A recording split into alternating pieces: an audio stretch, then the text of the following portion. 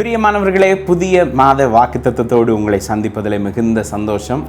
கடந்த மாதம் முழுவதும் கர்த்தர் உங்களை கண்மணி போல் பாதுகாத்திருப்பார் என்று சொல்லி நான் நம்புகிறேன், விசுவாசிக்கிறேன்.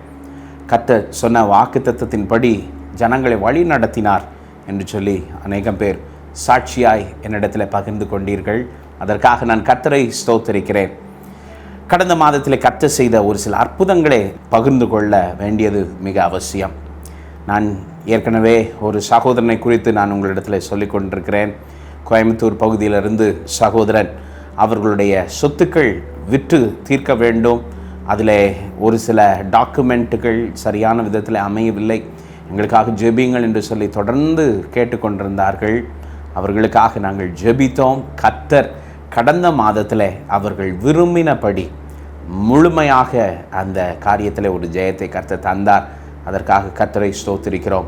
அதே போல் உதகையில் இருந்து ஒரு சகோதரி அவர்களுடைய குடும்பத்தின் காரியத்தை என்னிடத்தில் பகிர்ந்து கொண்டார்கள். அவர்களுக்கு ஏற்கனவே 2 குழந்தை பிறந்து உடனே மரித்து போய்விடுமாம். அப்படிப்பட்ட ஒரு சாபக்கட்டு. அவர்கள் 3வதாக எங்களுக்கு எப்படியாவது ஒரு குழந்தை ஆசீர்வாதமாக இருக்க வேண்டும் என்று சொல்லி தொடர்ந்து எங்களிடத்தில் ஜெபிக்க கேட்பார்கள். ஒவ்வொரு திங்கட்கிழமை சாயந்திரமும் நாங்கள் செய்தியை நம்பிக்கை தொலைக்காட்சியில் போடும் பொழுதே அவர்கள் எங்களுடைய டீமில் இருக்கிற ஒரு சகோதரியினிடத்தில் ஜெபிக்க கேட்பார்கள். ஜெபித்து கொண்டே இருந்தோம். பாருங்கள், கடந்த நாட்களில் கர்த்தர் அவர்களுக்கு 3வதாக ஒரு குழந்தை கொடுத்தார். அந்த குழந்தை இப்பொழுது நல்லபடியாக வளர்ந்து கொண்டிருக்கிறது என்பதையும் எங்களுக்கு தெரிவித்தார்கள். காரணம் என்னவென்று சொன்னால், நீங்கள் ஜெபித்த ஜெபங்கள் ஒன்றும் வீணாய் போகவில்லை என்று சொல்லி அநேக சாட்சிகளை எங்களிடத்தில் பகிர்ந்து கொண்டார்கள். எவ்வளவு நல்ல தேவன் நாம் ஆராதிக்கிற தேவன். அதே போல் உசிலம்பட்டியிலிருந்து ஒரு தாயார் அடிக்கடி எங்களிடத்தில் பேசுவார்கள். அவர்கள் சொன்ன காரியம், பாஸ்டர், அந்த 15 நிமிடம் நீங்கள் கொடுக்கிற செய்தி என்னுடைய வாழ்க்கையில் அநேக நேரத்தில் தற்கொலை எண்ணத்தில் இருக்கும் பொழுது கூட என்னை உற்சாகப்படுத்துகிறதாய் காணப்படுகிறது. ஒருபோதும் இந்த செய்திகளை நிறுத்தி விடாதீர்கள் என்று சொல்லி என்னிடத்தில் கேட்டுக்கொண்டார்கள். நான் அதற்காக கர்த்தரை ஸ்தோத்திரிக்கிறேன். நான் உங்களுக்கு ஒரு அறிவிப்பு கொடுக்க விரும்புகிறேன். நீங்கள் சிவகாசி பகுதியிலே இருப்பீர்கள் என்று சொன்னால், வருகிற புதன்கிழமை, அதாவது ஏப்ரல் 2ஆம் தேதி நமக்கு குடும்ப ஆசீர்வாத ஆராதனை சிவகாசி இந்திய தேவ சபையில் வைத்து சாயந்தரம் 7 மணியிலிருந்து 8:30 மணி வரைக்கும் நடைபெறும். அது விசேஷித்த ஆசீர்வாதத்தை கொண்டு வரும். அதில் விசேஷமாக ஜெபித்து ஜெப எண்ணெயை நாங்கள் கொடுக்க போகிறோம். அதனால் நீங்கள் சிவகாசி பகுதியில் இருப்பீர்கள் என்று சொன்னால் எங்களிடத்தில் தெரியப்படுத்துங்கள். நீங்கள் வந்து பங்கு பெறுங்கள். கர்த்தர் உங்களை ஆசீர்வதிப்பாராக. அதே போல் ஜெப எண்ணெய் வேண்டும் என்று சொல்லி விரும்பினீர்கள் என்று சொன்னால் உங்களுடைய பெயரையும் விலாசத்தையும் எங்களுக்கு அனுப்புங்கள். எங்களுடைய டீம் உங்களை தொடர்பு கொள்வார்கள். இந்த மாதத்திலே கர்த்தர் நமக்கு தந்திருக்கிற வாக்குத்தத்தத்தை நாம் பார்க்க போகிறோம். ஆகாய் தீர்க்க தரிசன புஸ்தகம் 2ஆம் அதிகாரம் 9ஆம் வசனம் இப்படி சொல்லுகிறது: முந்தின ஆலயத்தின் மகிமையை பார்க்கிலும் இந்த பிந்தின ஆலயத்தின் மகிமை பெரிதாயிருக்கும் என்று சேனைகளின் கர்த்தர் சொல்லுகிறார். இவ்விடத்தில் சமாதானத்தை கட்டளையிடுவேன் என்று சேனைகளின் கர்த்தர் உரைக்கிறார் என்று சொல் என்றார். பிரியமானவர்களே, இந்த மாதம் நமக்கு எல்லாருக்கும் தெரிந்ததான ஒரு மாதம். இயேசு நமக்காக சிலுவையிலே தன்னுடைய சொந்த சரீரத்தையும் இரத்தத்தையும் சிந்தி நம்மை மீட்டு கொண்ட ஒரு மாதம். இந்த மாதத்தில் எல்லோருக்குள்ளேயும் சிலுவை குறித்ததான பாரம், ஆண்டவருடைய இரத்தத்தை குறித்ததான பாரம் இருக்கும். இங்கே சொல்லப்படுகிற இந்த வாக்குத்தத்த வசனம் அடியனுக்கு கர்த்தர் கொடுத்தார். ஆண்டவர் சொன்னார், முந்தின ஆலயத்தின் மகிமையை பார்க்கிலும் இந்த பிந்தின ஆலயத்தின் மகிமை பெரிதாயிருக்கும். முந்தின ஆலயம் என்று சொல்லும் பொழுது ஆதாமை குறித்து சொல்லுகிறது.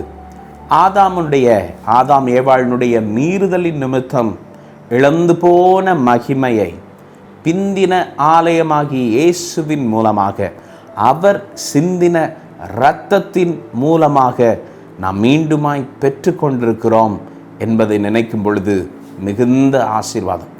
பிரியமானவர்களே, முந்தின ஆலயத்தின் மகிமையை காட்டிலும் கர்த்தர் பிந்தின ஆலயத்தின் மகிமையை வெளிப்படுத்துகிற மாதம் இந்த மாதம்.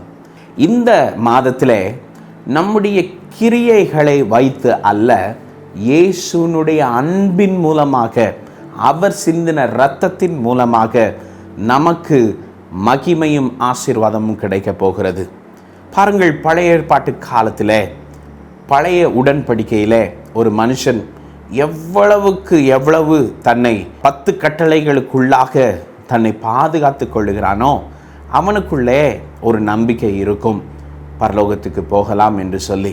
ஆனால் பாருங்கள், எல்லா மனுஷனாலையும் ஒரு 10 கட்டளைகளை கூட தங்களுடைய வாழ்நாள் முழுவதும் அதில் செய்து முடிக்க இயலாதபடிக்கு நம்முடைய வாழ்க்கை காணப்படுகிறது. இன்றைக்கும் அநேகம் பேருடைய வாழ்க்கையில் நான் எப்படியாவது பரிசுத்தமான வாழ்க்கையை நான் வாழ வேண்டும் என்று சொல்லி நான் முயற்சிக்கிறேன், ஆனால் அடிக்கடி தோற்று போய் விடுகிறேன். ஆகினாலே ஆண்டவர் என் மேலே கோபமாக இருக்கிறாரோ என்று சொல்லி ஒரு சிலர் என்னிடத்தில் வந்து கேட்கிறார்கள். நான் ஒரு காரியம் சொல்லுகிறேன், ஒருவேளை நீங்கள் பழைய ஏற்பாட்டு காலத்திலே வாழ்ந்திருப்பீர்கள் என்று சொன்னால் உங்களுக்கு ஒரு நம்பிக்கை இல்லாமல் இருந்திருக்கலாம். ஆனால் இன்றைக்கு இயேசு சிந்தின இரத்தம் இன்றைக்கும் நமக்காக பரிந்து பேசி கொண்டிருக்கிறது. ஒருவேளை உங்களுடைய மாம்சத்தில் பலவீனம் வந்தவுடனே என்னுடைய பாவத்து நிமித்தம் இந்த வியாதி வந்திருக்கிறதோ என்று சொல்லி கவலைப்படுறீங்களா?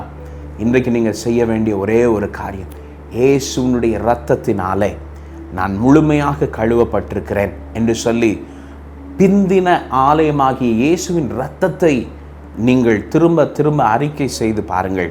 இந்த மாதத்தில் நீங்கள் உங்களுடைய முயற்சியினாலே செய்து முடிக்கக்கூடாத காரியத்தை நீங்கள் இந்த மாதத்தில் செய்து முடிக்க முடியும். காரணம் என்னவென்று சொன்னால், பிந்தின ஆலயத்தின் மகிமை. பெரும்பாடுள்ள ஸ்திரீ, வேதம் சொல்லுகிறது, அவள் தன்னுடைய ஆஸ்தி எல்லாம் விற்று தீற்று எப்படியாவது சுகம் கிடைக்குமா என்று சொல்லி தேடி அலைந்தாள். ஆனால் ஒன்றும் அவளுக்கு உதவி செய்யவில்லை. இந்த இயேசு பிந்தின ஆலயம், அந்த மகிமை அவரிடத்திலிருந்து புறப்படும் என்று சொல்லி அறிந்ததினாலே வேகமாக ஓடி சென்று இயேசுடைய வஸ்திர தொங்கலை தொட்டாள். யோசித்து பாருங்கள், சொத்தை இழந்திருக்கிறாள், பொருளாதாரத்தை இழந்திருக்கிறாள், அவளுக்கு நம்பிக்கை என்று சொல்லி ஒன்றுமே இல்லை. ஆனால் மற்ற யாரும் பார்க்காத ஒன்றை அவள் கண்டடைந்தாள். என்னவென்று சொன்னால், பிந்தின ஆலயமாகிய இயேசுவை. பிரியமானவர்களே, இன்றைக்கு ஒருவேளை நீங்கள் நினைக்கலாம், என்னுடைய வாழ்க்கையில் நான் எவ்வளவோ முயற்சி செய்து பார்த்தேன், எவ்வளவோ நான் என்னுடைய சொந்த முயற்சியில் அற்புதங்கள் நடக்காதா என்று சொல்லி எதிர்பார்த்தேன், ஆனால் ஒன்றுமே நடக்கவில்லை என்று சொல்லி சோர்ந்து போயிருக்கிறீர்களா? இந்த மாதத்தில், இந்த 2025ஆம் ஆண்டு ஏப்ரல் மாதத்தில் கர்த்தர் ஒரு நன்மையை செய்ய வல்லவராயிருக்கிறார். அது என்ன என்று சொன்னால், அவர் சிந்தின இரத்தம். பிரியமானவர்களே, ஒவ்வொரு மாதமும் உங்களுடைய சபைகளில் நீங்கள் அப்பத்தையும் ரசத்தையும் கொடுக்கிறதை நீங்கள் திருவிருந்தாக எடுக்கிறீர்கள். திருவிருந்தை குறித்து நான் ஒரு காரியம் சொல்லி ஆக வேண்டும். யோவான் 6ஆம் அதிகாரம் 55ஆம் வசனம் சொல்லுகிறது, என் மாம்சம் மெய்யான போஜனமாயிருக்கிறது, என் இரத்தம் மெய்யான பானமாயிருக்கிறது என்று சொல்லி, நீங்கள் பங்கு பெறுகிற அந்த திருவிருந்து ஆராதனை ஏதோ சாதாரணமான ஒரு அனுபவம் அல்ல. It's not a symbolism. அது உண்மையாகவே என்ன சொல்லுகிறது என்று சொன்னால், மெய்யான போஜனமாக இருக்கிறது. நீங்கள் நினைக்கலாம், எங்கள் பாஸ்டர் ஏதோ சின்னதாக ஒரு அப்பத்தை கொடுக்கிறார், ஒரு சின்னதாக ஒரு ரசத்தை கொடுக்குறார், அது எப்படி பானமாக இருக்க முடியும் என்று சொல்லி நினைக்கிறீங்களா? யோசித்து பாருங்கள். டாக்டர் இடத்துல போகும்பொழுது ஒரு சின்ன ஒரு மாத்திரை கொடுக்கிறார்கள். அந்த மாத்திரை சுகமாகும் என்று சொல்லி நம்பிக்கையோடு நீங்கள் அதை பருகுகிறீர்களே, அதே போல தான் ஆண்டுடைய இரத்தத்தை நீங்கள் அற்பமாக நினைக்க வேண்டாம். நான் அமெரிக்க தேசத்தில் வேதாகம கல்லூரியிலே கற்று தேர்ந்தவன். என்னோடு கூட ஒரு வாலிப பையன் படிக்கிறான். அந்த காலகட்டத்தில் அவனுக்கு பாருங்கள், அரசாங்கம் மாதம் ஒரு சில தொகையை அனுப்பி வைப்பார்கள். நான் அவனிடத்தில் கேட்பேன், உனக்கு ஏன் கவர்மெண்ட் அனுப்புகிறது என்று சொல்லும் பொழுது அவன் சொன்னான், நாங்கள் இந்த தேசத்தில் பழங்குடியினர், பல 100 ஆண்டுகளுக்கு முன்பதாக வெள்ளைக்காரர்கள் எங்களோடு கூட ஒரு ஒப்பந்தம் பண்ணி கொண்டார்கள்.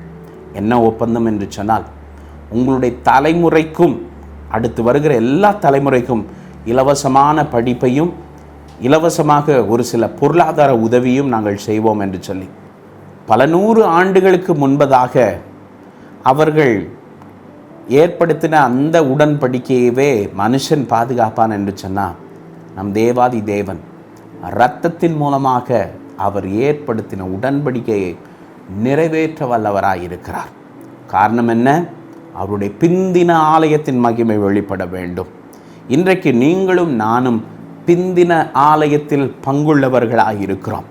இயேசுவின் நாமத்தில் அவருடைய இரத்தத்தின் மூலமாக எவைகளை நீங்கள் கேட்கிறீர்களோ, என் நாமத்தினால எதை கேட்டாலும் அதை தருவேன் என்று சொல்லி இயேசு சொல்லியிருக்கிறார். பிரியமானவர்களே, இந்த காலகட்டத்தில் உங்களுடைய சொந்த முயற்சியில் நீங்கள் தோற்று போனது உண்மைதான். கடந்த மாதம் வரைக்கும் நீங்கள் எப்படியாவது கடனில் இருந்து வெளியே வந்துட வேண்டும், எப்படியாவது திருமண காரியங்கள் நடந்துவிட வேண்டும், எப்படியாவது குழந்தை ஆசீர்வாதம் வந்துவிட வேண்டும் என்று சொல்லி நீங்கள் முயற்சி செய்து கொண்டிருக்கிறீர்கள். ஒரு சிலர் வேலையில் ஒரு உயர்ந்த இடத்தை அடைய வேண்டும் என்று சொல்லி முயற்சி செய்து கொண்டிருக்கிறீர்கள். இந்த மாதத்தில் ஒரு அற்புதம் உங்களுக்காக காத்திருக்கிறது. அது என்னவென்று சொன்னால், பிந்தின ஆலயத்தின் மகிமை.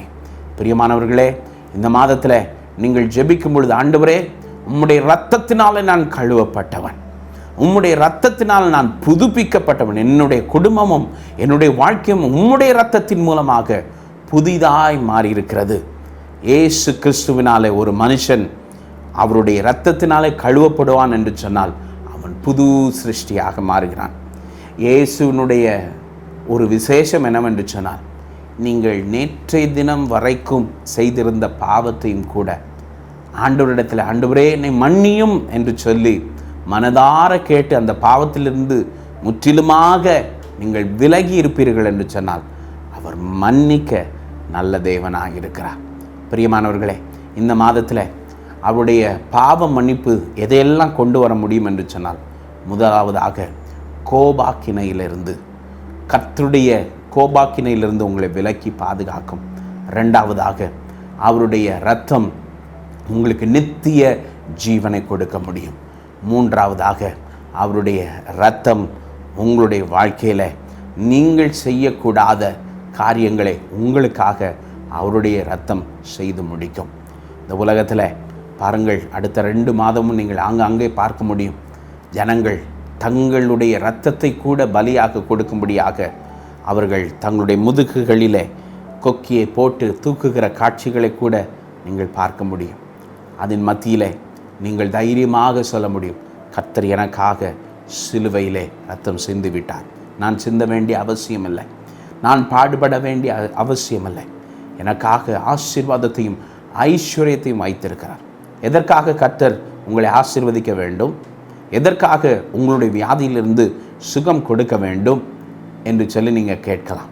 பிரியமானவர்களே, நீங்கள் பிந்தின ஆலயத்தினுடைய ஒரு ஆலயமாக வெளிப்படுகிறீர்கள். உங்களை ஆசீர்வதிக்கிறதன் மூலமாக ஜனங்கள் தேவனுடைய மகிமையை உணர்வார்கள். உங்களுக்கு சுகம் கிடைக்கிறதன் மூலமாக, வேலை ஸ்தலத்தில் உயர்வு கிடைக்கிறதன் மூலமாக, திருமண காரியங்கள் வாய்க்கப்படுகிறதன் மூலமாக, கற்பத்தின் கனி தொடப்படுகிறதன் மூலமாக தேவனுடைய நாமம் மகிமைப்பட போகிறது. உங்களை கர்த்தர் உயர்த்த வல்ல தேவனாயிருக்கிறார். நீங்கள் செய்ய வேண்டிய ஒரே ஒரு காரியம், ஆண்டவரே, இந்த இரத்தம் என் மேல் பாயட்டும். சாதாரணமான ஒரு தேசமே தங்களுடைய உடன்படிக்கையிலே உண்மையாக இருப்பார்கள் என்று சொன்னார் என் தேவாதி தேவன். அவருடைய சிந்தின இரத்தத்தை யாரெல்லாம் கேட்கிறீர்களோ, ஒருவேளை இந்த நேரத்தில் முதலாவதாக இந்த இயேசுவின் இரத்தத்தை குறித்து நீங்கள் கேட்டுக்கொண்டிருக்கலாம். பிரியமானவர்களே, கர்த்தர் உங்களை ரட்சிக்க வல்லவராயிருக்கிறார். அவருடைய இரத்தத்தின் மேலே மேன்மை பாராட்டுங்கள். உங்களுடைய பலவீனத்தில் அவருடைய பலன் பூரணமாய் விளங்கும். நான் இப்பொழுது உங்களுக்காக ஜெபிக்க போகிறேன், உங்களுடைய குடும்பத்துக்காக ஜெபிக்க போகிறேன். நான் மீண்டுமாக சொல்ல விரும்புகிறேன், நாங்கள் ஜெபித்து அனுப்புகிற அந்த ஜெப எண்ணெய் உங்களுடைய குடும்பத்தில் ஒரு பெரிய நன்மையை கொண்டு வர முடியும். அது இயேசுனுடைய இரத்தமாக நீங்கள் அதை எடுத்துக்கொண்டு வியாதியின் பகுதியில் நீங்கள் தொடும் பொழுது அற்புதம் நடக்கும் என்று சொல்லி நாங்கள் விசுவாசிக்கிறோம். ஏனென்று சொன்னால் எங்களோடு கூட ஒரு சிலர் ஜெபித்து அந்த ஜெப எண்ணெய் உங்களுக்கு தருவார்கள். நான் உங்களுக்காக இப்பொழுது ஜெபிக்க வேண்டும். வானத்தையும் பூமியை படைத்த சகல அதிகாரமுள்ள நசரேயனாகிய இயேசுவே, இந்த நல்ல வேளையில் ஆண்டவரே, புதிய மாதத்தில் உம்முடைய பிள்ளைகளுக்கு நீர் வாக்கு பண்ணினதை நிறைவேற்ற வல்ல தேவனாய் இருக்கிறேன். உம்முடைய பிள்ளைகள் ஆண்டவரே, கடந்த மாதம் வரைக்கும் ஆண்டவரே முந்தின ஆலயத்தின் மகிமையை பார்த்திருக்கிறார்கள். இந்த புதிய மாதத்தில் பிந்தின ஆலயமாகிய இயேசுவின் இரத்தத்தின் மூலமாக அற்புதங்களை பெற்றுக்கொள்ள நீர் கிருபை தரவிடமாய் ஜெபிக்கிறோம். இந்த வார்த்தை உம்முடைய பிள்ளைகளுடைய இருதயத்தின் ஆழத்தை தொடுவதாக ஆண்டவரே நாங்கள் ஜெபித்து ஒவ்வொரு நாளும் உம்முடைய இரத்தத்தின் மூலமாக புதுப்பிக்கப்பட நீர் எங்களோடு கூட இருந்து வழி நடத்தும் ஆசீர்வதியும். இயேசுவின் நாமத்தில் ஜெபிக்கிறோம் நல்ல பிதாவே, ஆமென். கர்த்தர் உங்களை ஆசீர்வதிப்பாராக. இந்த நிகழ்ச்சி உங்களுக்கு ஆசீர்வாதமாக இருந்திருக்கும் என்று சொல்லி நம்புகிறேன். ஒவ்வொரு வாரமும் உங்களுக்காக நாங்கள் ஜெபித்து கொண்டிருக்கிறோம். உங்களுடைய ஜெபத்தை எங்களுக்கு தொலைபேசி மூலமாகவோ வாட்ஸ்அப் மூலமாகவோ எங்களுக்கு தெரிவிங்கள். நாங்கள் உங்களுக்காக தொடர்ந்து ஜெபிக்கிறோம்.